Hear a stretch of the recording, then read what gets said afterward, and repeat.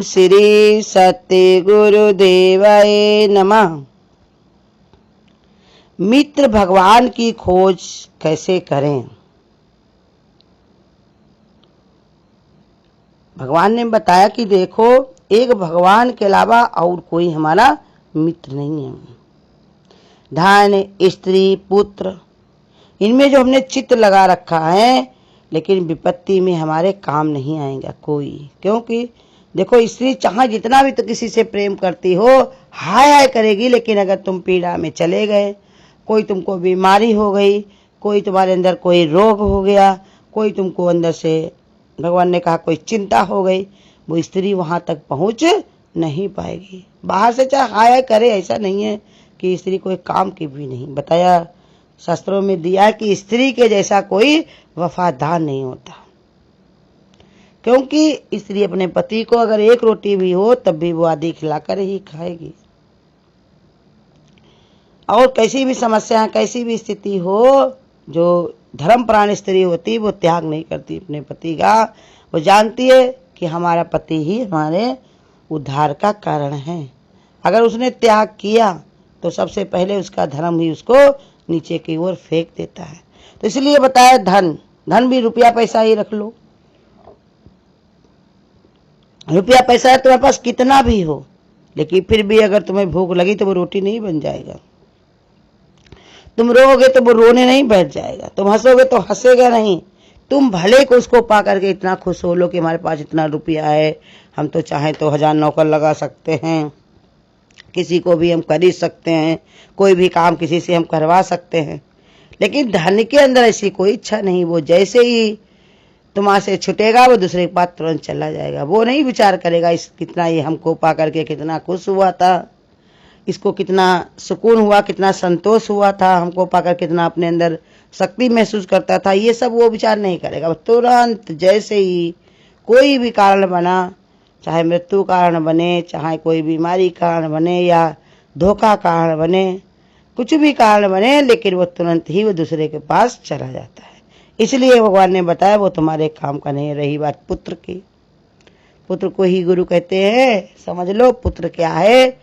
पड़ोसी ही है तुम्हारा। नाम जप ले, प्रभु का नाम जप ले।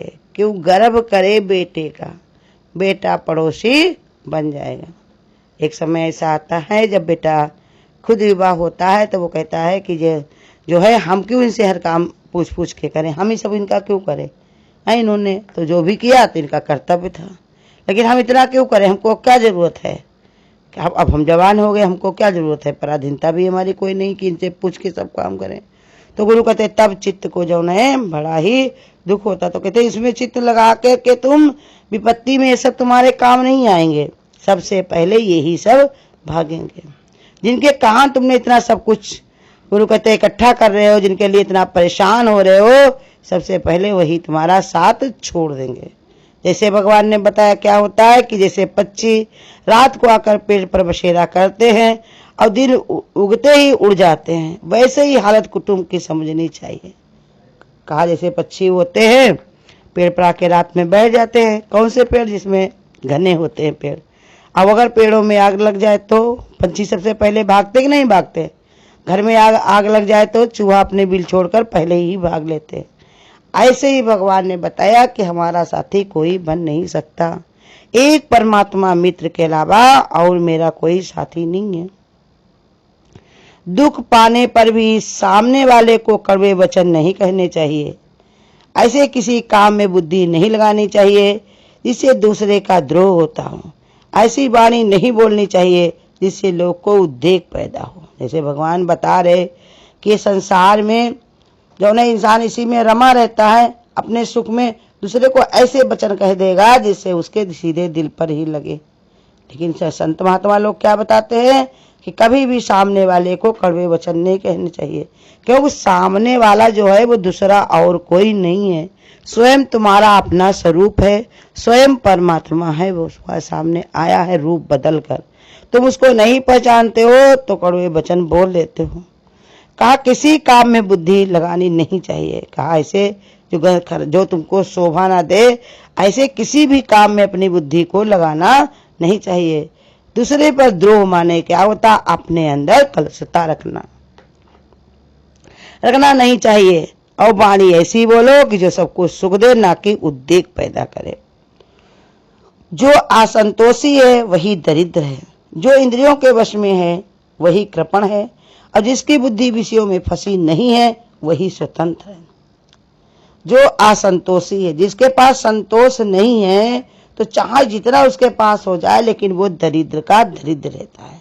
जैसे एक दरिद्र आदमी होता है तो उसके पास कुछ भी नहीं रहेगा, सब देखेंगे कहेंगे बेचारे के पास कुछ नहीं। और जो असंतोषी होता है तो वो मन से अपने दरिद्र होता है, देखने में सब कुछ उसके पास होगा लेकिन अंदर से उसके अंदर दरिद्रता बनी रहेगी। क्यों? क्योंकि अभी उसको और चाहिए। जैसे एक दरिद्र आदमी को चाहिए होता ना कि कोई उसको कुछ दे दे दरिद्र को, ऐसे जो असंतोषी होता है वो देने पर नहीं बल्कि इकट्ठा करने में, लेने में अपना विचार रखता है कि कोई आकर के हमको दे दे। तो इसलिए बताया जिसके अंदर संतोष नहीं होता वो दरिद्र ही होता है। जो इंद्रियों के वश में वही कृपण है, वही जो नहीं कृपण माने होता है कंजूस। इंद्रियों के वश में है, बाहर निकाल के, जैसे रुपया है, पैसा है, ज्ञान है, विचार है, भाव है, ये सब किस लिए मिले हैं? सबको बांटने के लिए। जैसे भगवान ने बताया कि पानी बाढ़े नाव में और घर में बाढ़े दाम, और दोनों हाथ उलझिए ये सज्जन का काम। जैसे नाव में अगर पानी बढ़ जाए तो उसको उन्हें तुरंत ही निकाल देना चाहिए, नहीं तो वो पानी ही तुम्हारी नाव को डुबा देगा। ऐसे ही धन दौलत, ये राम नाम धन, बुद्धि विचार विवेक, जो भी चीज तुमको मिली है तो ये को भी बांटने के लिए मिली। सबको सुख मिले, सबको आनंद मिले, सबके अंदर सुकून मिले। जैसे हमारे दादा भगवान को ज्ञान मिला तो उन्होंने संसार में इसको फैला दिया पूरा, कि सबको ये आनंद मिले, सबको ये संतुष्टि मिले, सबके अंदर ऐसे विचार आए, सब स्वतंत्र होकर के रहें।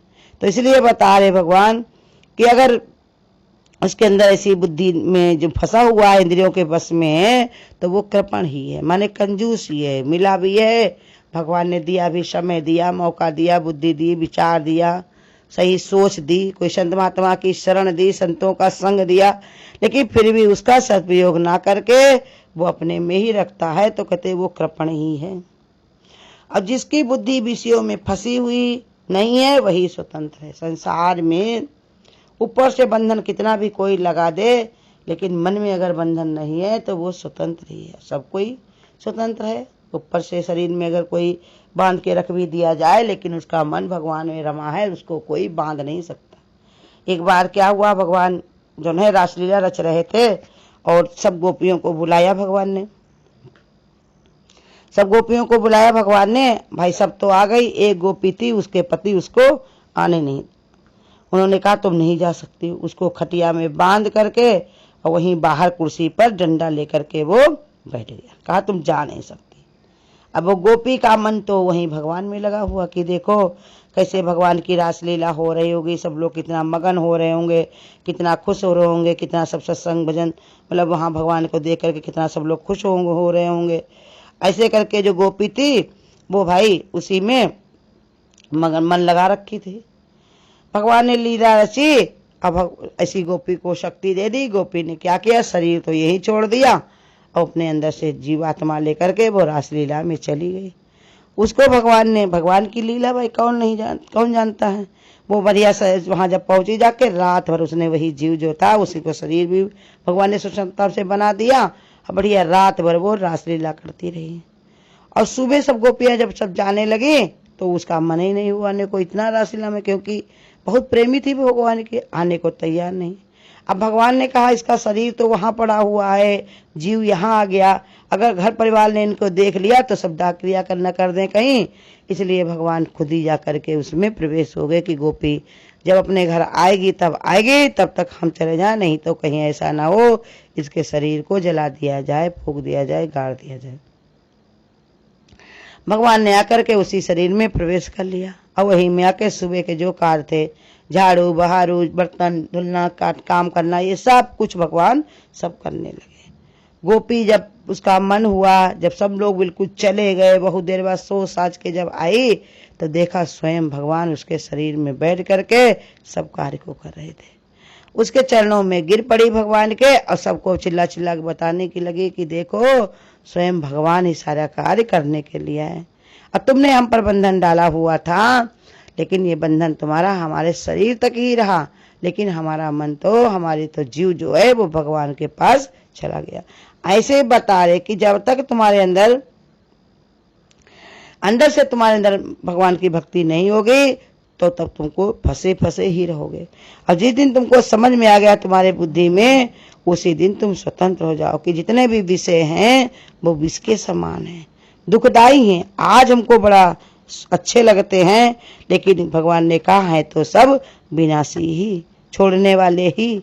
भगवत प्राप्त पुरुष भगवत जन को छोड़कर दूसरे का पथ प्रदर्शन नहीं बनता, क्योंकि वो अपने प्रभु के सिवा किसी को भी रक्षक, शिक्षक या मार्गदर्शक नहीं देखता। जो भगवान को प्राप्त कर लेता है या करने वाला है, का वहां तक पहुंच गया है, तो वो दूसरे से पथ प्रदर्शक नहीं बनता, कहीं दूसरे की शिक्षा नहीं ग्रहण करता। कोई बताता है तो उससे वो इशारा समझ लेता है, लेकिन निश्चय वो स्वयं करता है। ना वो किसी को रक्षक मानता, क्योंकि भगवान ही हमारी रक्षा करता है। परमात्मा के अलावा और हमारी कोई रक्षा नहीं कर सकता। अनंत शिक्षक मानता है। जो हमारे अंदर से विचार आ रहे, ये प्रेरणा कौन दे रहा? भगवान। ये गुरु भी हमें रोज बताते यही कि आत्मा कौन है? वो तुम खुद आत्मा स्वरूप हो। गुरु कौन है? वो तुम्हारी अपनी आत्मा, वो तुम्हारे अंदर ही विद्यमान है। तुम जैसा विचार बनाओगे तुमको वैसे उत्तर मिलेगा, उसी के अनुसार कार्य करना तुम शुरू करोगे।